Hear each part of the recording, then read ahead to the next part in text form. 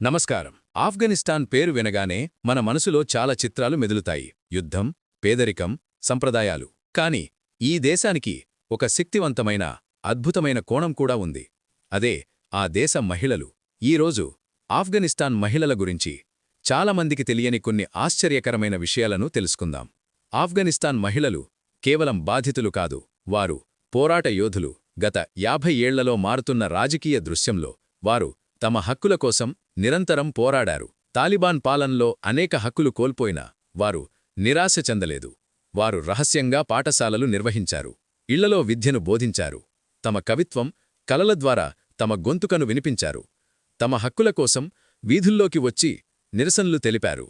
వారి ధైర్యానికి ఒక ఉదాహరణ బచ్ ఏ పోష్ అనే సంప్రదాయం. కొందరు తల్లిదండ్రులు ఆడపిల్లలను మగపిల్లల్లా పెంచుతారు. దీనివల్ల ఆ అమ్మాయిలు చదువుకోగలుగుతారు, బయట ప్రపంచాన్ని చూడగలుగుతారు. ఇది దురదృష్టకరం అయినప్పటికీ ఈ కఠినమైన సంప్రదాయం కూడా వారి మనుగడకు, స్వేచ్ఛకు ఒక మార్గంగా నిలిచింది.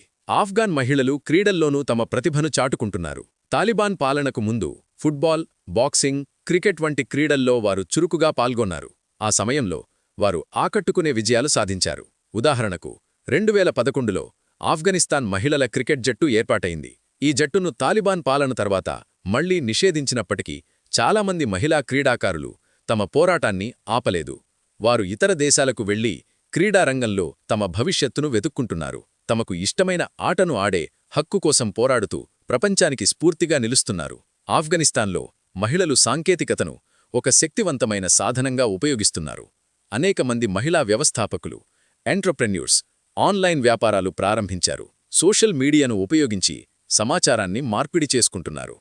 రహస్య పాఠశాలల నుంచి ఆన్లైన్ విద్య, ఇంటి నుంచి పనిచేసే అవకాశాలను సృష్టించుకుంటున్నారు. టెక్నాలజీ వారి జీవితాలను మెరుగుపరచడమే కాకుండా ప్రపంచంతో అనుసంధానం కావడానికి ఒక వారిదిగా పనిచేస్తోంది.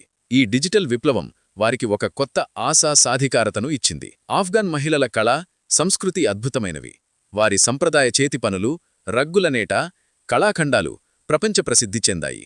వారి కవిత్వం, సంగీతం తరతరాలుగా వారి మనోభావాలను, కథలను తెలియజేస్తున్నాయి. తమ బాధలను, ఆశలను కవిత్వం రూపంలో, కళల రూపంలో పంచుకుంటూ ప్రపంచానికి తమ గొంతుకను వినిపిస్తున్నారు.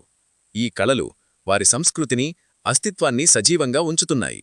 మీరు మీడియాలో తరచుగా చూసే చిత్రాలు మహిళలు బుర్ఖాలు ధరించడం, వారి హక్కులు కాలరాయబడటం, ఇది ఆఫ్ఘనిస్తాన్ చరిత్రలో ఒక భాగం మాత్రమే. గత 50 ఏళ్ల క్రితం ఆఫ్ఘనిస్తాన్లో మహిళలు మరింత స్వేచ్ఛగా ఉండేవారు. వారు కాలేజీలకు వెళ్లేవారు, ప్రభుత్వ ఉద్యోగాల్లో పనిచేసేవారు, మంత్రులుగా, పార్లమెంటు సభ్యులుగా కూడా పనిచేశారు.